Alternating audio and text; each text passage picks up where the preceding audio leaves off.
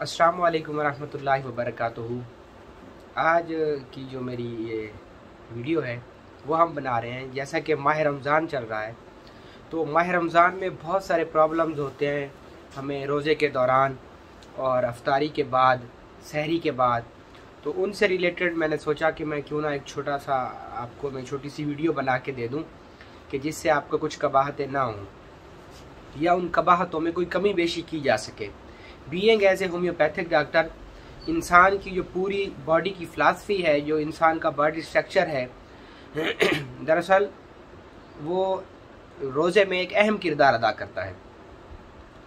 जब हम रोज़ा रखते हैं, दरअसल हम शहरी में बहुत ज़्यादा ठूंस लेते हैं, दबा के खा लेते हैं और उसमें जो है ना पानी बहुत ज़्यादा पी लेते हैं या मशरूबात बहुत ज़्यादा पी लेते हैं, लिक्विड टाइप, एसिडिटी टाइप चीज़ें जो है ना बहुत ज़्यादा कसरत से खा लेते हैं। जिससे ये होता है कि सहरी ख़त्म होने के फ़ौरन बाद हमें जो है ना एसिडिटी फ़ील होने लग जाती है या ग़िज़ा की नाली में जलन महसूस होने लग जाती है और पेट में ऐसे बोझ बोझ सा महसूस होता है। और इसके अलावा अंदर से ना ग़िज़ा की अजीब सी ताफ़ुन की बदबू हमारे मुंह से सहरी के बाद ही आना शुरू हो जाती है। तो उन सभी अलामात को लेके मैं आपसे आज एक छोटी सी होम्योपैथी मेडिसन आपसे डिस्कस करने वाला हूँ। लेकिन मेडिसन डिस्कस करने से पहले कुछ कबाहतें, कुछ एहतियातें हैं, वो आप कर लें तो आप उन कबाहतों से महफूज हो सकते हैं। याद रखिएगा, जब भी आप सहरी करें तो आप सहरी में हमेशा कोशिश करें कि वो चीज़ें लें जिनके अंदर बहुत ज़्यादा तेज़ाबियत नहीं होती। मिसाल के तौर पे आपको चाहिए कि आप हमेशा जो सहरी है उसमें दही का इस्तेमाल करें, खजूर के मशरूबात का इस्तेमाल करें और इससे रिलेटेड जो तर, खुश्क या ठंडी सर्द ग़िज़ाओं का इस्तेमाल आपने करना है, ना कि आप उसमें समोसे, पकोड़े या जो है ना इससे रिलेटेड जो तली हुई चीज़ें होती हैं जो फास्ट फूड में आती हैं, अगर आप वो सहरी में लेंगे तो फिर क्या होगा कि आपको सारा दिन खट्टी डिकारें आती रहेंगी और अजीब सी मुंह से ताफ़न भरी बदबू भी आएगी। और एक तो ये एहतियात है कि खाने में थोड़ा सा कम खाएं और मशरूबात ज़्यादा पिएं, दही की लस्सी ज़्यादा पिएं। दही के साथ और शक्कर के साथ चीनी भी ना डालें, क्योंकि चीनी जो है वो एक सफ़ेद जहर के तौर पे उसको जाना जाता है और उसके जगह पे आप शक्कर का यूज़ करें। और इसके साथ आप जो है ना खजूर का शरबत बना के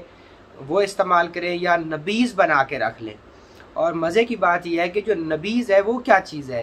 तो रात को आप जब अफ्तारी कर चुके हैं तो अफ्तारी करने के बाद आप एक बड़ा सारा बर्तन लें और उसके अंदर चंद खजूरें डाल दें, खुश्क खजूरें, और चंद आपने खुश्क खुबानी डाल देनी है उसमें, और उसमें चंद आपने खुश्क मेवाजात में चारों मग़ज़ियात डाल दें और इसके अलावा उसमें चंद अंजीर डाल दें और ज़रिश्क डाल दें और किशमिश डाल दें और 2 चम्मच शहद डाल के बाकी 2 गिलास पानी डाल के आप उसको महफूज करके रख दें। ये सारा रात भर तक उसमें भिगोया हुआ उस बर्तन में पड़ा रहे। सुबह जब आप सहरी के लिए उठें और सहरी कर लें दही वगैरह के साथ, लस्सी के साथ या शक्कर के साथ, तो उसके बाद आपने ये करना है कि वो जो नबीज़, वो जो पानी बना होगा उसको आप थोड़ा सा चाहें तो मीठे के तौर पे और शहद डाल सकते हैं, तो उसका शेक करके ये 1 से 2 गिलास आप पी लें और उसके बाद आप जो है ना अपनी सहरी का इख्तिताम इसी मशरूब के साथ करें। एक तो ये सुन्नत नबवी है जो नबीज़ है और ये बहुत सारी बीमारियों का इलाज भी है। और बहुत सारे लोग खुश्क मेवाजात का शेक बनाते तो हैं लेकिन वो दूध डाल देते हैं, और दूध डालने से आपको पता है दूध में बहुत ज़्यादा प्रोटीन होता है। दूध की बजाय जो सुन्नत तरीका है वो ये है कि आप उसमें पानी डालें और नबीज़ के ज़रिए भी इलाज मुमकिन है। बहुत सारी बीमारियों से हम इससे बच सकते हैं। ये बहुत ज़्यादा हैवी नहीं होता और मैदे के अंदर, पेट के अंदर एसिडिटी नहीं बनाता और हमें रोज़ा जो है ना ज़्यादा महसूस नहीं होता, हमारे अंदर खुश्की सकरी नहीं होती। तो कोशिश करें सहरी में आपने दही और लस्सी, दही की लस्सी, दूध की लस्सी और शक्कर और दही के साथ आपने या खजूर के शेक के साथ आपने सहरी करनी है और बाद में आपने नबीज़ का 1 गिलास या 2 गिलास जितना आपको ज़रूरत हो वो आप पी लें। उसके बाद आप सहरी के बाद एक बड़ी गलती जो हम सब लोग करते हैं कि सहरी करने के बाद हम सब सो जाते हैं। अमूमन मैं भी बसा औकात सहरी करने के बाद सो ही जाता हूँ, तो जिसका साइड इफ़ेक्ट या जिसकी जो सिम्टम्स हैं वो बाद में मुझे महसूस होती हैं कि मुझे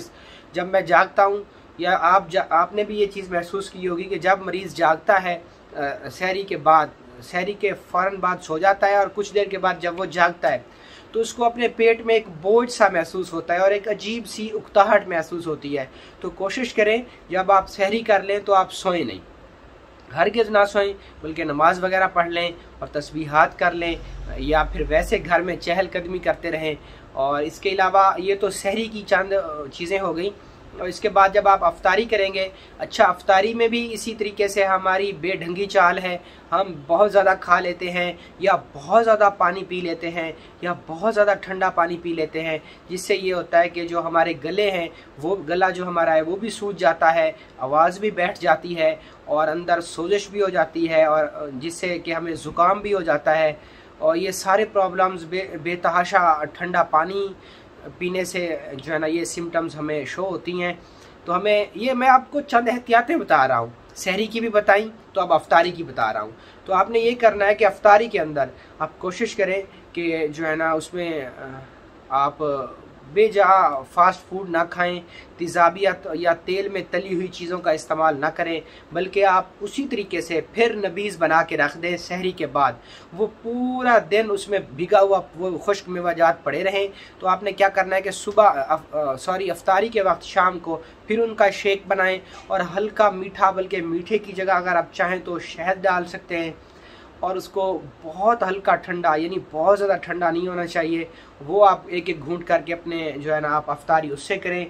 तो इंशाअल्लाह अज़ीज़ आपको फिर भी पेट में बोझ या अजीब सी घुटन जो महसूस होती है वो नहीं होगी। बस औक़ात वो घुटन इतनी शिद्दत कर जाती है कि मरीज़ को कै आ जाती है या ब्लड प्रेशर लो हो जाता है। दरअसल हम अपने बॉडी स्ट्रक्चर से ज़्यादा ठोंस लेते हैं, दबा के खा लेते हैं। सुन्नत भी यही है कि कम खाना चाहिए, थोड़ी सी भूख बचा के रखनी चाहिए और इसके अलावा पानी जो है वो आप ठंडा ज़्यादा इस्तेमाल ना करें। इस सारे दिन की जो मैदे की तेज़ाबियत की आपको मैंने मेडिसिन बतानी थी वो थी आर्सेनिक एल्बम। जब आप अफ्तारी कर चुके तो 1 से 2 घूंट पानी के अंदर 1 से 2 कतरे आर्सेनिक एल्बम 30 पोटेंसी आपने लेनी है और वो उसमें डाल के आपने इस्तेमाल कर लेनी है। आर्सेनिक एल्बम ये अगर आप ज़्यादा खा लेते हैं तो उसकी भी बहुत अच्छी मेडिसन है। अगर मैदे में ज़ख़म है, मैदे में वरम है, मैदे में जलन हो रही है या बहुत ज़्यादा खाने से पेट बाहर निकला हुआ है, तो उसके लिए भी आर्सेनिक एल्बम आप जो है ना थोड़े से पानी में 1 से 2 कतरे डाल के, चाहे तो 5 कतरे भी डाल सकते हैं, तो वो आप पिला दें अपने, आप खुद भी पी लें और 2 घंटे के बाद एक बार इसी तरीके से फिर ले लें। तो इंशाअल्लाह अज़ीज़ रोज़े की दिन की भर की जो तमाम मैदे से रिलेटेड सिम्टम्स हैं वो सारी ख़त्म हो जाएंगी और ये आपके गले की सोजिश को भी ख़त्म करेगा। और ग़िज़ा की नाली में अगर जलन हो रही है तो उसके लिए भी बहुत इफ़ेक्टिव मेडिसन है और ये तमाम मेडिकल स्टोर पे आसानी से अवेल है और बहुत ज़्यादा कास्टली भी नहीं है और इसका कोई साइड इफ़ेक्ट भी नहीं है। तो उम्मीद है इंशाअल्लाह अज़ीज़ आप मेरी बताई हुई इन सिम्टम्स, इन अलामात या इन हिदायत की रोशनी में अपने रमज़ान को बहुत अच्छा गुजारेंगे। तो इंशाअल्लाह मिलते हैं फिर एक नेक्स्ट वीडियो में।